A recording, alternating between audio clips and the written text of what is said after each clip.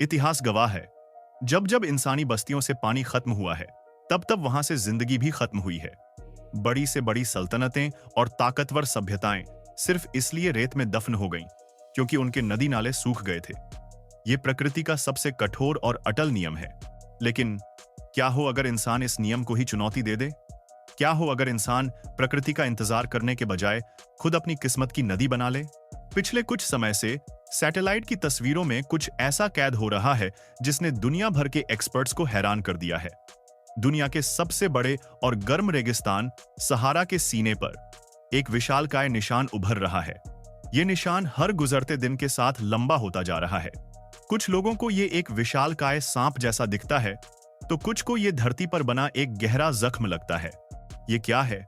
ये कोई एलियन की हरकत नहीं है। ये एक देश जो अपनी सांसें बचाने के लिए इतिहास का सबसे बड़ा और सबसे खतरनाक दांव खेल रहा है। ये कहानी है मिस्र की, जो तपते रेगिस्तान का सीना चीरकर $25 बिलियन की लागत से एक ऐसी नदी बना रहा है जिसका कोई कुदरती स्रोत ही नहीं है। जी हां, एक इंसानी नदी। ये कोई सपना है या पागलपन? आखिर क्यों एक देश अपना सब कुछ दांव पर लगाकर रेत में पानी बहाने की जिद पर अड़ा है? और सबसे बड़ा सवाल, इस अजूबे के लिए अरबों खरबों लीटर पानी आएगा कहां से? क्या ये इंसान की जीत होगी या प्रकृति के साथ सबसे बड़ा खिलवाड़? चलिए देखते हैं आज के हमारे इस वीडियो में। लेकिन आगे बढ़ने से पहले हमारी आपसे एक छोटी सी रिक्वेस्ट है कि अगर आप हमारे चैनल पर पहली बार आए हैं तो प्लीज इसे सब्सक्राइब जरूर कर लीजिए, और अगर वीडियो पसंद आए तो उसे लाइक करना मत भूलिएगा। प्रोजेक्ट का विशाल आकार और मकसद। इस महत्वाकांक्षी प्रोजेक्ट का आधिकारिक नाम है द न्यू डेल्टा प्रोजेक्ट। इस प्रोजेक्ट का दिल है 114 किलोमीटर लंबी एक विशाल कृत्रिम नदी। इसे समझने के लिए आप अंदाजा लगाइए कि यह दिल्ली से पानीपत की दूरी से भी ज्यादा लंबी है।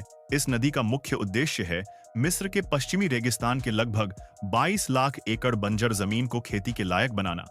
यह क्षेत्रफल हमारे दिल्ली राज्य से लगभग 6 गुना बड़ा है। इस प्रोजेक्ट का मकसद सिर्फ खेती करना नहीं है, बल्कि यह मिस्र की खाद्य सुरक्षा से जुड़ा एक बहुत बड़ा दांव है। मिस्र की आबादी तेजी से बढ़ रही है और नील नदी पर उसकी निर्भरता बहुत ज्यादा है। यह प्रोजेक्ट मिस्र को अनाज, खासकर गेहूं के उत्पादन में आत्मनिर्भर बनाने में मदद करेगा। इसके अलावा इस प्रोजेक्ट से लगभग 50 लाख लोगों के लिए सीधे और अप्रत्यक्ष रूप से रोजगार के अवसर पैदा होने की उम्मीद है, जिससे देश की अर्थव्यवस्था को भी एक नई गति मिलेगी।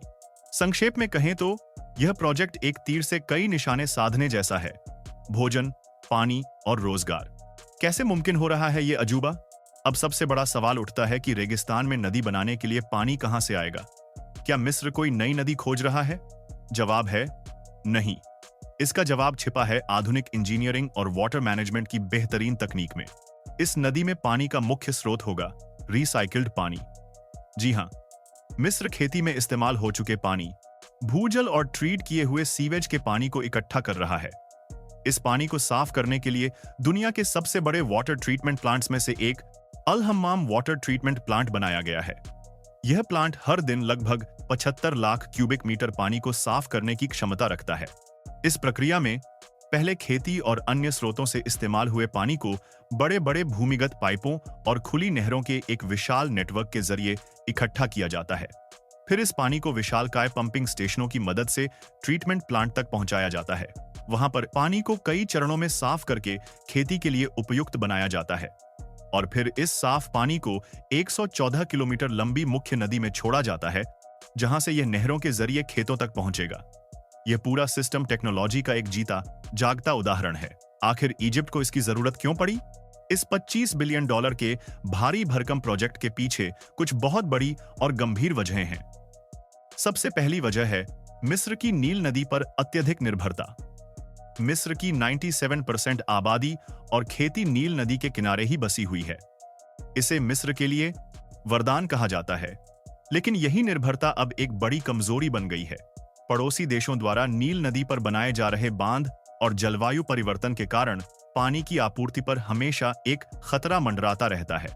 दूसरी बड़ी वजह है रूस यूक्रेन युद्ध। मिस्र दुनिया के सबसे बड़े गेहूं आयातकों में से एक है, और वह अपनी जरूरत का बड़ा हिस्सा रूस और यूक्रेन से ही खरीदता था। युद्ध के कारण सप्लाई चेन टूटने से मिस्र में खाद्य संकट का खतरा पैदा हो गया।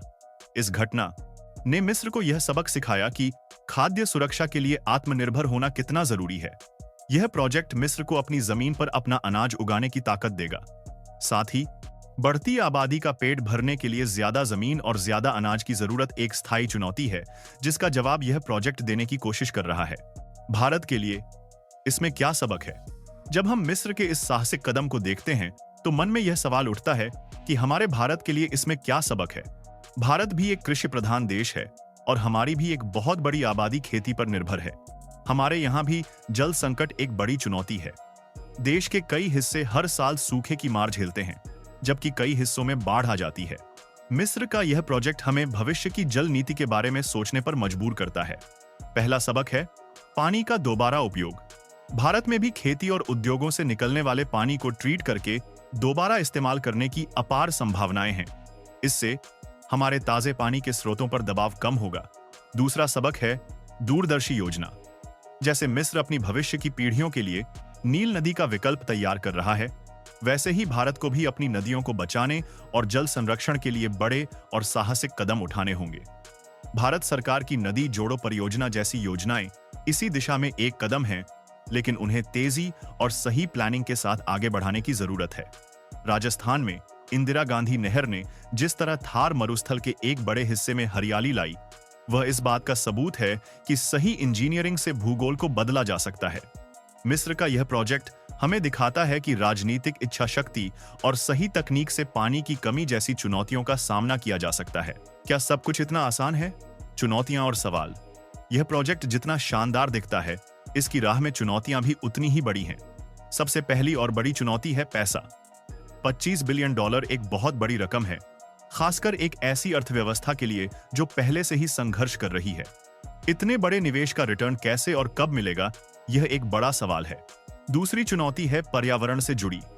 इतने बड़े पैमाने पर पानी का रास्ता बदलने और ट्रीट करने का स्थानीय पारिस्थितिकी तंत्र पर क्या असर पड़ेगा? क्या इससे जमीन में नमक की मात्रा बढ़ने का खतरा है? इन सवालों का जवाब भविष्य में ही मिलेगा। तीसरी चुनौती है इस प्रोजेक्ट का रखरखाव। विशालकाय पंपिंग स्टेशनों और ट्रीटमेंट प्लांट्स को चलाने के लिए भारी मात्रा में बिजली की जरूरत होगी। इस बिजली का उत्पादन कहां से होगा और क्या यह लंबे समय तक किफायती रहेगा? यह भी एक सोचने वाली बात है। आलोचकों का मानना है कि इतने बड़े प्रोजेक्ट की जगह छोटे और विकेंद्रीकृत जल संरक्षण मॉडल पर ध्यान देना ज्यादा फायदेमंद हो सकता था। भविष्य की एक झलक। इन तमाम चुनौतियों और सवालों के बावजूद मिस्र का न्यू डेल्टा प्रोजेक्ट उम्मीद की एक किरण जगाता है। यह दिखाता है कि इंसान चाहे तो बड़ी से बड़ी मुश्किल का हल निकाल सकता है।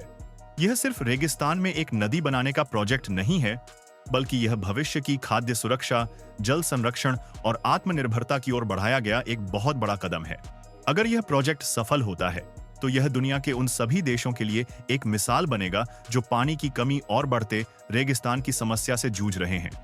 यह प्रोजेक्ट इस बात का प्रमाण होगा कि तकनीक का सही इस्तेमाल करके हम अपनी धरती को फिर से हरा भरा बना सकते हैं। तो दोस्तों, मिस्र की इस कृत्रिम नदी के बारे में आपकी क्या राय है? क्या आपको लगता है कि यह प्रोजेक्ट सफल होगा और दूसरे देशों को प्रेरणा देगा? या आपको लगता है कि इसके पर्यावरणीय और आर्थिक खतरे इसके फायदों पर भारी पड़ेंगे? अपनी राय हमें नीचे कमेंट्स में जरूर बताएं। अगर आपको यह वीडियो पसंद आया हो और आपको कुछ नया जानने को मिला हो तो इसे लाइक करें और अपने दोस्तों के साथ शेयर करना न भूलें। और भविष्य में भी ऐसे ही रोचक और जानकारी भरे वीडियो देखने के लिए हमारे चैनल को सब्सक्राइब जरूर करें। मिलते हैं अगले वीडियो में। धन्यवाद।